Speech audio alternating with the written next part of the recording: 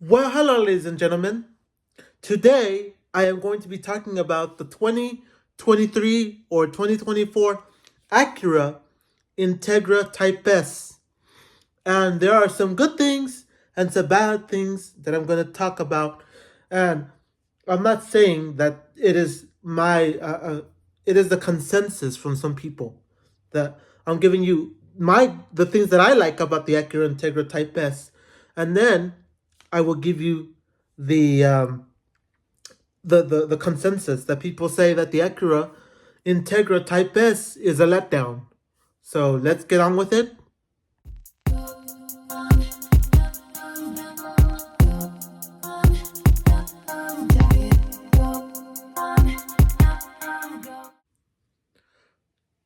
So we know that the Acura Integra has 320 horsepower. Okay, the Type S. So last year, so you can see it here. This is the Acura Integra Type S. So last year, we got the Acura Integra, which to some people, it was great because they had a manual version, they had an automatic version, and then the other thing that was great was that it didn't use too much gas. But to some of us, it was a letdown.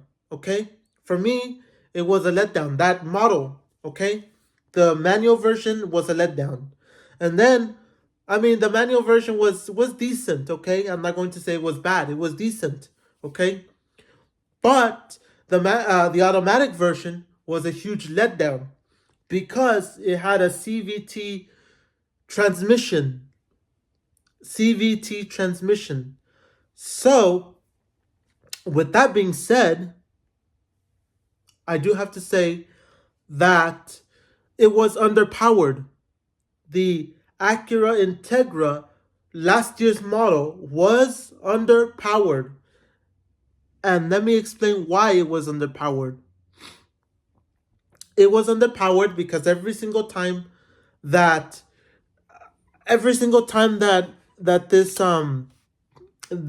these car reviewers would review the cars, they would be reviewing it, and then they would be racing it against a Honda Accord, a Honda Civic, the Hyundai Elantra N, and I think it was what was the other one? They were racing it against like a Mazda, and racing it against the Kia, and I think racing it against a Toyota. Okay, and I do have to say that at the time of the Acura Integra, the regular, just the, like, not the Type S, just the first generation, I guess you can say first generation of the new Acura Integra. So first generation of the new Acura Integra, and I do have to say this is what it looked like. Okay, for those that forgot, this is what the car looked like. So I do have to say that when I first saw it, I was like, I do get all the criticism that people are giving it, but I'm like, well, because many people said, oh, the Acura Integra is garbage because it's just like, oh, it's not luxurious as like an Acura TLX. It's not as luxurious as a Acura MDX Type S. So the TLX Type S and the MDX Type S, they're they're decent, okay? They're decent. But I do still have to say that Acura, for some reason, always likes to underpower their vehicles. They don't really like to power them up and give them all that speed that the Honda Accord has, the Honda Civic has. And I do have to say that the cars being underpowered is an issue for me.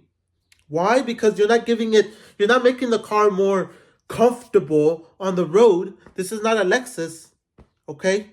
I always have to mention Lexus because that is the competitor. That's the competitor for Acura. But I do have to say that there is something wrong with that. It's always been underpowered, okay? So the last year's model was underpowered, and I do have to say that it was like a letdown.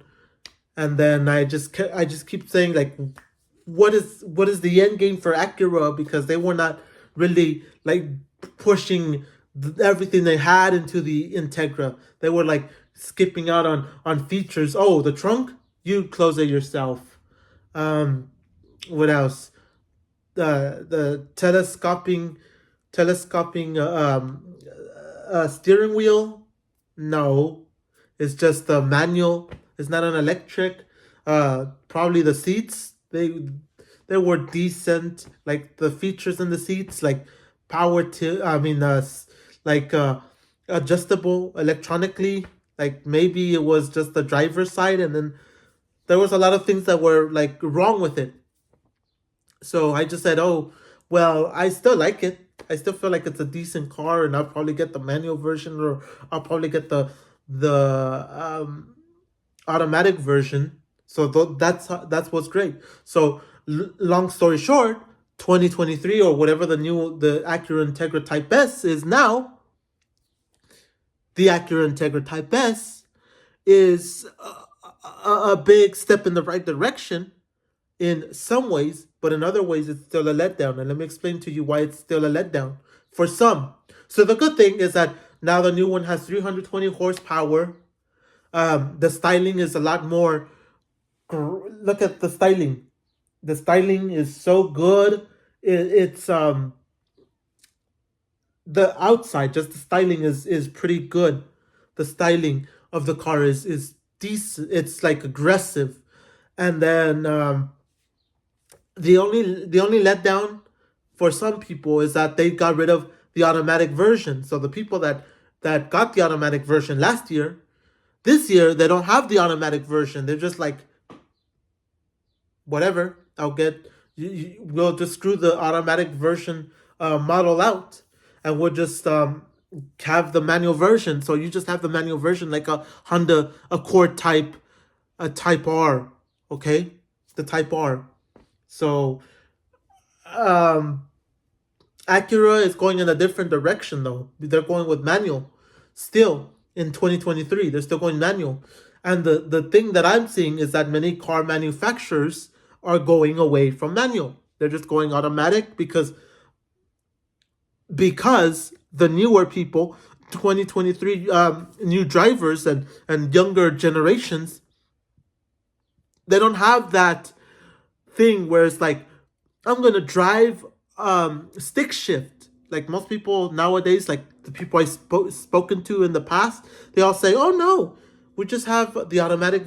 I just know how to drive automatic. I don't know how to drive stick shift." So that's where I'm at with that, and that's why I'm saying it's a huge letdown, because you're excluding half of your market, the people that have the automatic versions, or they care for automatics more than the manual versions. And let me explain something to you. For those of you that don't understand, some of you may be saying, "Oh, um, the manual version is a good welcome." Do you realize that Acura, the fans are mostly automatic drivers? They don't do stick shift. And let me explain. You look at the Acura TLX. You look at the Acura MDX, the RDX. Um, I do have to say that those don't have.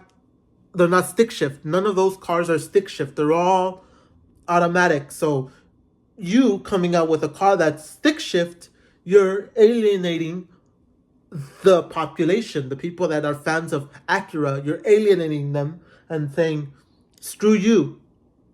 Take the high road. Look for another company if you want a car similar to the Acura Integra. So that is where I'm at with that. I'm like, I like the Acura Integra. Don't get me wrong. The styling, being manual, is pretty decent. But for most people, it's, like I said, it's a huge letdown. You're just like like I said, alienating your group, and you're saying goodbye to them. You're saying, go get yourself a TLX, go get yourself an MDX, go get yourself an RDX, go alien. I will alienate you and just go run to Lexus, run to Lexus, because Lexus really doesn't have any stick shift cars, like any manual cars. So that's that. I just have to say that. That is the huge letdown. But for me, like personally, I like that 320 horsepower. Let's see how it competes with the competition. Let's see how this vehicle handles the road. Is it better than the last year's model? That's about it. So I really don't have anything else to say other than it's a decent car. Hopefully it's priced right and it's not priced like some people had it last year, like $55,000 or almost $60,000 last year because of the pandemic. Or yeah, I guess the pandemic, that they said there's the shortage of cars. So that's all I have to say, ladies and gentlemen. Thank you guys for watching. And as always, I'll catch you guys in another video.